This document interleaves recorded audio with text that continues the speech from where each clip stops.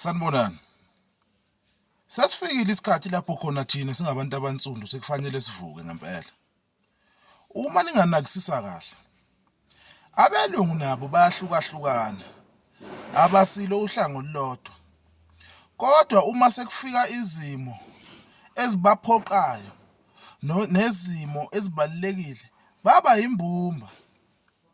Ababukani ngokuthi lona uwumXhosa, lona uwumSuthu, lona uwumTsonga, lona uwumVenda.